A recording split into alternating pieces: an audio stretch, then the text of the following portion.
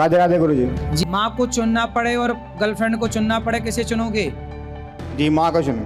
हाँ, तो माँ तो कह रही है कि ना करो, हाँ जी मना कर रही। तो फिर मान जाओ, काहे कर रहे हो? प्रणाम गुरुजी। जी गुरुजी, मैं कुछ याद करती हूँ तो मुझे याद नहीं रहता, और जो याद नहीं करना चाहती वो मुझे याद रहता है। क्या याद रहता है? ऐसे कुछ स्कूल का वर्क होता है वो मुझे याद नहीं होता, होता भी है तो मैं भूल जाती हूँ। अच्छे से मन लगा के याद करो बेटा, याद तो करना पड़ेगा ना। हाँ। समझ समझ के पढ़ो, रट रट के नहीं। धन्यवाद गुरुजी। राधे राधे। मैं हूं आपका अपना अनिरुद्धाचार्य, आप सबका दास। महाराज का मंत्र कार्यक्रम में आपका बहुत बहुत स्वागत है। आज मैं आप लोगों से रुद्राक्ष के बारे में बात करूंगा। बताऊंगा कि रुद्राक्ष को रुद्राक्ष क्यों कहा जाता है, सबसे पहले इसकी उत्पत्ति कहाँ से हुई, इसे महादेव से क्यों जोड़ा जाता है, रुद्राक्ष धारण करने से आपको जीवन में क्या बदलाव आता है, साथ ही आप लोगों के सवालों का जवाब भी दूंगा। आप अपना सवाल रिकॉर्ड करके भेजते रहिए। आइए अब कार्यक्रम की शुरुआत करते हैं। बात करेंगे आज के उपाय की। कैसे धारण करें रुद्राक्ष। रुद्राक्ष को लाल या पीले रंग के धागे में धारण करना चाहिए। रुद्राक्ष को पूर्णिमा, अमावस्या या सोमवार को धारण करना सबसे श्रेष्ठ माना जाता है। सावन के महीने में रुद्राक्ष को कभी भी धारण किया जा सकता है, किसी भी दिन किसी भी समय सावन के महीने में धारण किया जा सकता है। यदि आप रुद्राक्ष को माला के रूप में पहन रहे हैं तो इसमें 27, 54 या 108 की संख्या में रुद्राक्ष के दाने होने चाहिए। रुद्राक्ष की माला को रुद्राक्ष को गंगा जल में डालकर रख दें। इसके बाद चंदन, अक्षत, धूप, दीप से इसकी पूजा करें। पूजन करने के बाद ओम नमः शिवाय, ओम नमः शिवाय ऐसे माला रुद्राक्ष की माला लेकर के उसे भगवान को स्पर्श कराएं। फिर धूप दीप दिखाकर चंदन लगा करके और भगवान को पहले अर्पित करें वह माला। आप गृहस्थ हैं तो आप हवन करें, 108 बार ओम नमः शिवाय की आहुतियाँ डालें। फिर रुद्राक्ष को शिवलिंग से स्पर्श करा के ओम नमः शिवाय का जाप करते हुए पूर्व या उत्तर दिशा की ओर मुख करके आप इसे धारण कर सकते हैं। बात करते हैं भविष्य की। जाने कितने प्रकार के होते हैं रुद्राक्ष और इनका महत्व क्या है। एक मुखी रुद्राक्ष, यह साक्षात भगवान शिव का स्वरूप माना जाता है। जिनकी कुंडली में सूर्य या सूर्य से संबंधित समस्या है उन्हें इसे धारण करना चाहिए। दो मुखी रुद्राक्ष, यह अर्धनारीश्वर स्वरूप माना जाता है। इसे धारण करने से आत्मविश्वास और मन की शांति होती है। जो एक मुखी रुद्राक्ष है उसके बारे में मैं आपको बताऊं, वह एक मुखी रुद्राक्ष मिलना अति दुर्लभ होता है, बहुत मुश्किल से मिलता है। तीन मुखी रुद्राक्ष, यह रुद्राक्ष अग्नि और तेज का स्वरूप माना जाता है। मंगल दोष के निवारण के लिए भी इस रुद्राक्ष को धारण किया जाता है। चार मुखी रुद्राक्ष, यह ब्रह्मा का स्वरूप माना जाता है।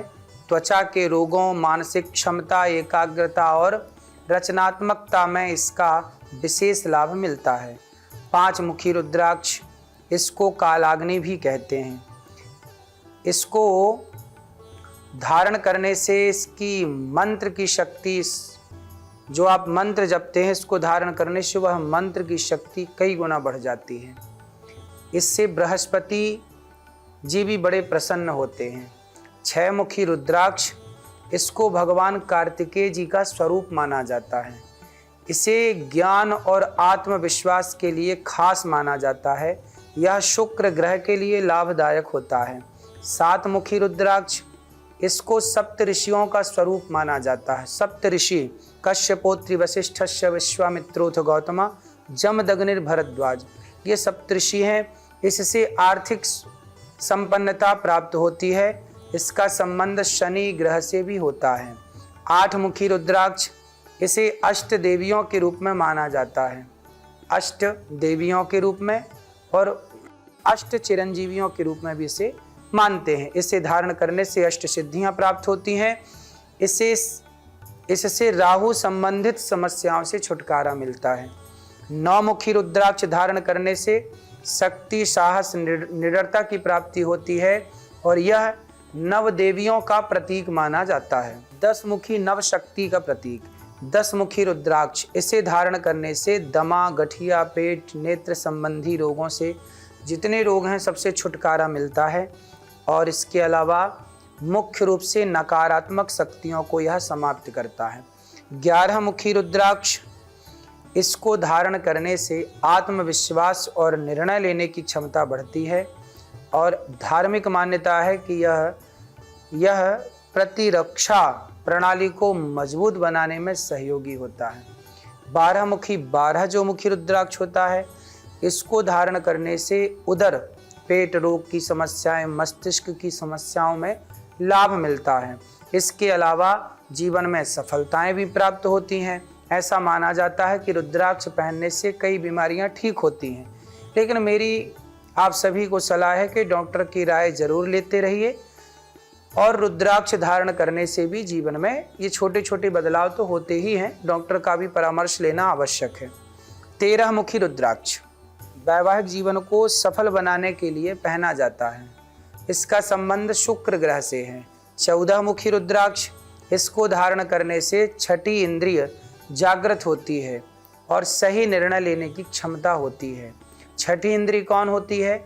हमारी जो विशेष इंद्रिय होती है, जैसे शंकर जी का तीसरा नेत्र, ऐसे हमारी 5 इंद्रिय हैं, 5 ज्ञान इंद्रिय हैं, 5 कर्म इंद्रिय हैं, पर एक विशेष जो सब कोई देख पाता है वो तो सभी देखते हैं, लेकिन एक विशेष व्यक्ति होता है जो, जैसे गुलाब में गुलाब का रंग सब देख पाते हैं, गुलाब की खुशबू भी सब ले पाते हैं, पर गुलाब में जो शहद है, पुष्प के भीतर जो शहद है, उसे केवल मधुमक्खी ग्रहण कर पाती है। उसी तरह छठी इंद्रिय का अर्थ है कि आपके भीतर की विशेषता, आपको विशेष बनाना, वो छठी इंद्रिय कहा जाता है। बात करेंगे आज के पंचांग की। 12 दिसंबर दिन गुरुवार को अश्विनी नक्षत्र और परिघ योग है। आज मत्स्य द्वादशी है, अर्थात मत्स्य भगवान के अवतार का दिन है। आज के दिन ही मत्स्य भगवान का अवतार हुआ था और यह व्रत रखा जाता है। आज सर्वार्थ सिद्धि योग है। आज नामकरण, नव वस्त्र धारण और वधू प्रवेश व्यापार के लिए अच्छा मुहूर्त है। आप कोई अच्छा व्यापार आज के मुहूर्त से शुरू करते हैं, कोई अच्छा कार्य आज शुरू कर सकते हैं। आज का विषय रुद्राक्ष की उत्पत्ति कहाँ से हुई, बात करेंगे। देवों के देव महादेव और रुद्राक्ष का देव भगवान शिव से गहरा संबंध है। रुद्राक्ष और भगवान शिव को लेकर कई सारी पौराणिक कथाएं प्रचलित हैं। आपने शिव जी को रुद्राक्ष की माला धारण करते हुए तो देखा ही होगा। रुद्राक्ष को बहुत पवित्र माना जाता है। रुद्राक्ष धारण करने मात्र से जीवन में सभी प्रकार के कष्ट दूर होते हैं। रुद्राक्ष को लोग आध्यात्मिक लाभ के लिए धारण करते हैं। कुछ लोग रुद्राक्ष को शिव जी का स्वरूप मानते हैं, शिव जी का आभूषण मान करके इसे धारण करते हैं, तो कुछ लोग इससे जुड़े वैज्ञानिक लाभ के लिए धारण करते हैं। सबकी अपनी अपनी मान्यताएं हैं। रुद्राक्ष न केवल भगवान शिव का प्रतीक है, बल्कि अपने आप में एक ऊर्जा का स्रोत है। धारक को, आप सबको कई मायनों में सकारात्मक परिणाम देता है, लेकिन मन में बार बार ये सवाल आता है कि आखिर रुद्राक्ष की उत्पत्ति हुई कैसे और यह भगवान शिव से कैसे जुड़ा हुआ है। वैसे तो रुद्राक्ष एक पेड़ का फल है और इसलिए यह आपको सुलभता से मिल भी जाता है, लेकिन इसके अस्तित्व में आने से जुड़ी कई कहानियां हैं। रुद्राक्ष 2 शब्दों से बना है। रुद्र यानी भगवान शिव, अक्ष यानी नेत्र। भगवान शिव के नेत्र कहे जाते हैं। भगवान शिव के अश्रु, आंसू, जब भगवान शंकर भगवान श्रीमन नारायण के प्रेम में विह्वल हुए तो प्रेमाश्रु जब भगवान शिव के गिरे तो जहाँ जहाँ शिव के अश्रु गिरे वहीं वहीं रुद्राक्ष का वृक्ष उग गया। पौराणिक कथाओं के अनुसार जब महादेव की पत्नी माता सती ने स्वयं को हवन कुंड में समर्पित कर दिया और योग अग्नि में जल करके भस्म हुई, तो भगवान शिव ने रौद्र रूप धारण किया और माता सती का शव कंधे पर उठाकर, माता सती का जलता हुआ वह शरीर कंधे पर उठाकर तांडव करने लग गए, जिससे ब्रह्मांड का विनाश शुरू हो गया। भगवान थर थर जब तांडव करेंगे तो विनाश तो होगा, पृथ्वी डगमग डगमग डोलने लगी। शिव जी को रोकने के लिए भगवान विष्णु ने सुदर्शन चक्र में माता सती के शरीर के जलते हुए शरीर के अंग टुकड़े जो धरती पे अलग अलग हिस्सों में गिरे, शिव के शरीर पर सिर्फ सती माँ का भस्म रह गया, माता सती के शरीर की कुछ राख रह गई, जिसे देखकर भगवान शिव रो पड़े। माता सती के अंग जहां जहां गिरे वह एक एक शक्ति पीठ बन गई। कहा जाता है माता सती के 52 जगह अंग गिरे तो 52 शक्ति पीठ बन गई। तो आज भारत में 51 शक्ति पीठ है। एक शक्ति पीठ भारत के पाकिस्तान के इस हिस्से में बंटवारे के टाइम हिंगला शक्तिपीठ, पाकिस्तान चूंकि भारत का हिस्सा था तो पाकिस्तान के वहां पर माँ हिंगला शक्तिपीठ थी, तो बंटवारे के टाइम एक पाकिस्तान चली गई। 51 शक्तिपीठ भारत में स्थित है। माँ सती के 52 जगह पर शरीर के टुकड़े गिरे, वह 52 शक्तिपीठ कहलाई। तो भगवान शिव की आंखों में आंसू गिरे। जब भगवान शिव रोए तो भगवान शिव के नेत्रों का जो जल है उसी से रुद्राक्ष की उत्पत्ति हुई। भगवान शिव ने रुद्राक्ष धारण क्यों किया, इससे जुड़ी भी एक और कथा है, जिसके अनुसार एक बार देवों और दानवों के बीच में भीषण युद्ध हुआ और युद्ध के दौरान जब असुर विजयी होने लगे तो देवताओं की दुर्दशा देखकर भगवान शिव ने करुणावश एक आंसू बहाया। रुद्राक्ष के वृक्ष के रूप में परिणत हो गया, बदल गया। फिर उन्होंने देवताओं को रुद्राक्ष की मालाएं दी, असुरों पर विजय पाने के लिए सुरक्षा प्रदान की, शक्ति और साहस प्रदान किया। रुद्राक्ष की उत्पत्ति को लेकर एक और कथा भी है।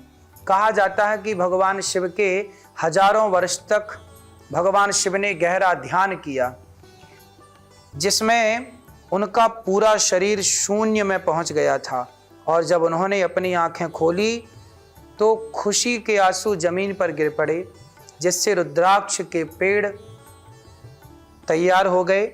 और यही है रुद्राक्ष की उत्पत्ति की कथा। बात करेंगे आज के समाधान की। रुद्राक्ष धारण करने वाले व्यक्ति को नित्य भगवान शिव की आराधना करनी चाहिए। मांसाहार से, शराब से दूर रहना चाहिए। भूल करके भी शराब और मांस का सेवन नहीं करना चाहिए। रुद्राक्ष की माला पहनने वाले व्यक्ति को कोशिश ये करें कि आप सत्य की राह पर चलें। जब आपने भगवान को अपना ही रखा है तो गलत क्यों करना, गलत राह पर क्यों चलना।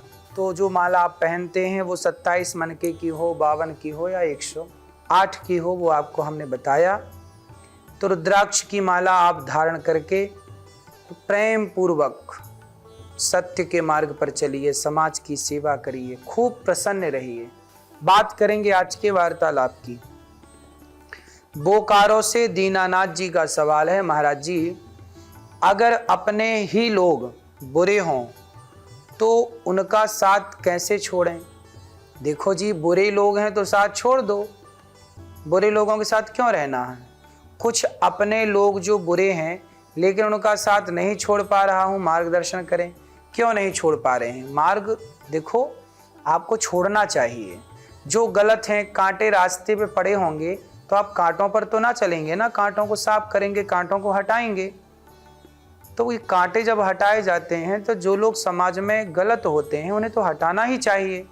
उनको हटा करके ही आप आगे बढ़ेंगे। उनके साथ कैसे चल सकते हैं। वो आप दुर्योधन शकुनी के साथ चला तो शकुनी ने सर्वनाश करा दिया। गलत लोगों के साथ चलना मतलब गलत होना, इसलिए गलत ना बनिए, गलत लोगों के साथ ना चलिए। बात करेंगे आज के गुरु मंत्र की। आज का गुरु मंत्र है ओम नमः शिवाय।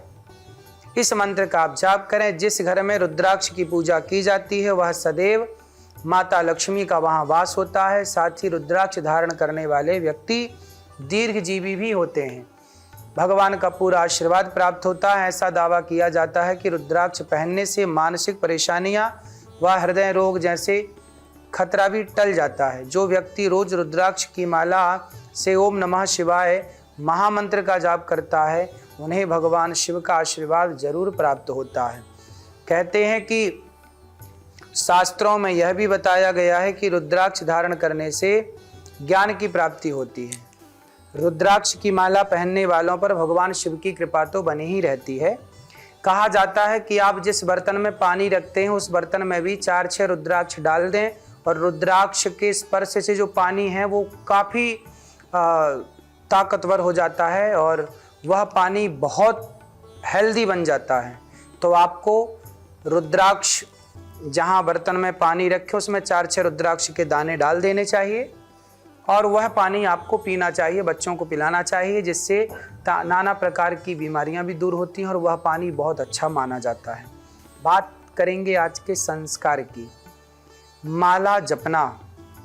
माला कैसे जपते हैं? माला ऐसे पकड़ते हैं, चाहे तुलसी का माला हो या रुद्राक्ष का, बीच की उंगली माला को खिसकाती है। जब आप जाप करेंगे तो इस तरह ओम नमः शिवाय, ओम नमः शिवाय हृदय से लगाकर माला जपते हैं और इस तरह से आप खिसकाते हैं माला। और चलते फिरते भी आप जाप करते रहिएगा। एक माला पूरा होने पर कहते जब जैसे माला पूरा हो गया, ये माला पूरा हो गया, तो फिर ये माला पलट जाता है, ये माला पलट गया, फिर दूसरा माला स्टार्ट होगा। ये 27 मोती का, आपका 108 मोती का बड़ा माला हो सकता है। तो एक माला पूरा होने पर माला पलट जाता है। ये माला पूरा हुआ, ये फिर से पलट गए दूसरा। बात करेंगे आज के लकी कॉलर की। मोतीहारी से ब्रजेश कुमार जी का सवाल है, मेरा इस साल 10वीं की परीक्षा है, पढ़ाई अच्छे से करता हूँ, परीक्षा में सफल हो जाऊँ, परीक्षा की तैयारी के कुछ टिप्स बताएं। ब्रजेश कुमार जी, आप 10वीं क्लास के स्टूडेंट हैं। आप सफल कैसे होंगे? जब आप मन लगा के पढ़ेंगे। आपकी मेहनत, आपकी पढ़ाई और आपकी एकाग्रता। लोग क्या कर रहे हैं? लोग मोबाइल चला रहे हैं, दोस्त गलत बात कर रहे हैं, लोग आपके दोस्त मोबाइल पे वीडियो गेम देख रहे हैं, ये सब आपको नहीं देखना। आपका लक्ष्य होना चाहिए सिर्फ पढ़ाई। यदि आप पढ़ते हैं मन लगाकर तो आपका भविष्य बहुत अच्छा है। मन कैसे लगाएं? जैसे एक मंदारी बंदर को अपने वश में कर लेता है ना, कैसे करता है? प्रैक्टिस। उस मंदारी ने प्रैक्टिस कराई बंदर को और बंदर को अपने वश में कर लिया। यदि मंदारी बंदर को अपने वश में कर सकता है तो आप भी तो अपने प्रैक्टिस के द्वारा, अभ्यास के द्वारा अपने मन को वश में कर सकते हैं और मन को पढ़ाई पे लगा सकते हैं। करने से सब होता है। करत करत अभ्यास के जड़मति होत सुजान, रसरी यावत जात है सिल पर पड़त निशान। अभ्यास करने से क्या नहीं होता? करने से क्या नहीं होता? आप करेंगे निश्चित आप सफल होंगे। आपकी सफलता आपके कर्म से है। आप मेहनत करिए, निश्चित आप सफल होंगे। बात करेंगे कल के विषय की। भगवान को भोग या प्रसाद कैसे लगाएं और भगवान का प्रसाद कैसा हो, कल बात करेंगे। तो आप गौरी गोपाल आश्रम की सेवाओं से जुड़े रहें। जो गौरी गोपाल आश्रम में 150 से अधिक बच्चे पढ़ते हैं यहाँ गौरी गोपाल गुरुकुल में। यहाँ 400 से अधिक गौ माता रहती हैं, 100 से अधिक नंदी हैं। इन गायों की सेवा, गौरी गोपाल गुरुकुल की सेवा से आप अपने आप को जोड़ के रखिए। यहाँ वृद्ध माताएं रहती हैं गौरी गोपाल आश्रम में। आप भी गौरी गोपाल आश्रम की सेवाओं से जुड़ें, आप भी वृंदावन आएँ और अपनी आँखों से यहाँ की सेवाएं देखें और आप भी इन सेवाओं से जिस लायक ईश्वर बनाएं, आप इन सेवाओं से जरूर जुड़ें। देखते रहें महाराज का मंत्र कार्यक्रम TV9 भारतवर्ष पर। रोज आपसे मिलने ये दास अनिरुद्ध आता है सुबह 7:20 पर। अपना ख्याल रखें, सुखी रहें, स्वस्थ रहें, प्रसन्न रहें। देखते रहें TV9 भारतवर्ष पर महाराज का कार्यक्रम, महाराज का मंत्र कार्यक्रम जरूर देखें। राधे राधे, जय श्री कृष्णा।